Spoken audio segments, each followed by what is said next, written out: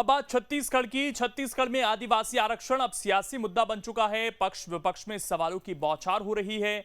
BJP सड़कों पर उतरकर प्रदर्शन कर रही है तो सरकार विशेष सत्र बुलाकर नया विधेयक लाने की तैयारी में है। आखिर आदिवासी आरक्षण को लेकर पार्टियां इतनी जल्दबाजी में क्यों हैं, इस रिपोर्ट में आप देखिए। छत्तीसगढ़ में आदिवासी आरक्षण पर बवाल, पक्ष विपक्ष का एक दूसरे पर सवाल। आदिवासियों की नाराजगी का डर इतना है कि पार्टियों में हितैषी बनने की होड़ सी मच गई है। बीजेपी सड़कों पर उतरकर विरोध जता रही है तो अब सरकार विशेष सत्र बुलाकर नया विधेयक लाने की तैयारी में है। स्पीकर चरण महंत दास से 1 और 2 दिसंबर को सत्र बुलाने की अपील की गई है ताकि आदिवासियों के कम हुए आरक्षण का कुछ रास्ता निकाला जा सके। अब सवाल है कि क्या विधानसभा से इसका रास्ता निकल सकता है? तो कहा जा रहा है कि दूसरे राज्यों में आरक्षण को आधार बनाया जा सकता है। ट्रिपल टेस्ट के जरिए कोर्ट में आंकड़े दिए जा सकते हैं। इसके साथ ही नए विधेयक के जरिए कुछ राहत दी जा सकती है, लेकिन वो कुछ ही समय के लिए हो सकता है, क्योंकि बाद में कोर्ट उस पर सवाल उठा सकता है। विशेष सत्र बुलाने की जरूरत क्या है? सत्र में वही निर्णय होगा जो पहले हो चुका है। एक बार विधानसभा में दोबारा निर्णय हो जाएगा। आप तो अध्यादेश जारी करिए और बोलिए कि हम इसको लागू करेंगे। जो विशेष सत्र बुला रहे हैं उसका औचित्य नहीं है क्या? कोई मतलब नहीं। जहाँ तक हमारे आदरणीय मुख्यमंत्री जी का सवाल है, उन्होंने कहा है कि किसी का आरक्षण की कटौती होने ही नहीं दिया जाएगा। उसके लिए चाहे जो करना पड़े, और उसी के लिए 1 और 2 दिसंबर को विशेष विधानसभा का सत्र आहूत किया जा रहा है, जिसमें हम आरक्षण के संदर्भ में प्रस्ताव लाएंगे, पारित करेंगे। और छत्तीसगढ़ में जैसा कि आदरणीय मुख्यमंत्री जी ने कहा है, किसी भी सूरत में उन वर्गों के आरक्षण में कमी नहीं होने दी जाएगी। सच तो यह है कि आदिवासी आरक्षण पर पेच भले ही कोर्ट में फंसा हो, लेकिन यह मुद्दा अब सरकार के लिए गले की फांस बनता जा रहा है। आरक्षण का दायरा घटने से नाराज आदिवासी आंदोलन पर उतारू हैं, तो उधर विपक्ष सरकार को आड़े हाथों ले रहा है। बावजूद इसके कि आरक्षण के दायरे में फेरबदल रमन सरकार में किया गया था। कांग्रेस का आरोप है कि रमन सरकार ने कोर्ट में अच्छे से पक्ष नहीं रखा था, जिसकी वजह से कोर्ट ने आरक्षण बढ़ाने के फैसले को रद्द कर दिया। लेकिन चूंकि अब सत्ता में कांग्रेस है, लिहाजा इसका ठीकरा मौजूदा सरकार पर फूट सकता है। जाहिर है इसका सीधा असर 2023 के विधानसभा चुनाव के साथ साथ भानु प्रतापपुर उपचुनाव पर भी पड़ेगा।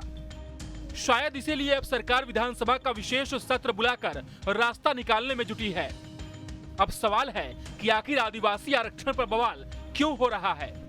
तो दरअसल 2012 से पहले एससी को 16%, एसटी को 20% और ओबीसी को 14% आरक्षण मिलता था। लेकिन 2012 में आरक्षण के दायरे में फेरबदल किया गया। एससी के लिए 16 से घटाकर 12, एसटी के लिए 20 से बढ़ाकर 32 कर दिया गया, ओबीसी के लिए 14 ही रखा गया। इस बदलाव के बाद आरक्षण की सीमा 50 से बढ़कर 58 हो गई। इसके बाद फिर 2019 में एससी के लिए 12 से बढ़ाकर 13% आरक्षण कर दिया गया, जबकि ओबीसी का 14 से बढ़ाकर 27% कर दिया गया। इससे आरक्षण का दायरा 58% से बढ़कर 72% हो गया, जिसके बाद कोर्ट ने आरक्षण बढ़ाने के फैसले को रद्द कर दिया।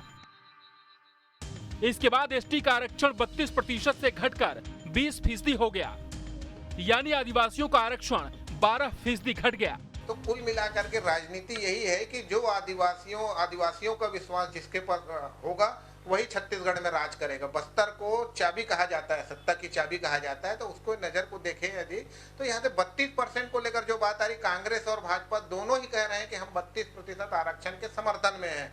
अब मुख्यमंत्री ने पत्र लिखा है 1-2 दिसंबर को विशेष सत्र बुलाए जाए। दूसरी ओर नेता प्रतिपक्ष कह रहे हैं, नारायण चंदेल जी का कहना है कि 10 दिन का शीतकालीन सत्र क्यों नहीं बुलाते।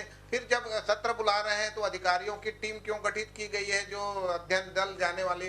तो कुल मिलाकर के बात यह है कि इसमें दोनों ही दल चाहते हैं कि 32% आरक्षण, कोई भी आरक्षण एक ऐसा विषय है, किसी भी जाति की बात होगी तो वहाँ पे आरक्षण को लेकर कोई भी पीछे नहीं हटना चाहेगा। अब सवाल है कि आखिर आदिवासियों पर सूबे की सियासत इतनी सरगर्म क्यों है? तो दरअसल इसके पीछे सीधे तौर पर सियासी कारण हैं।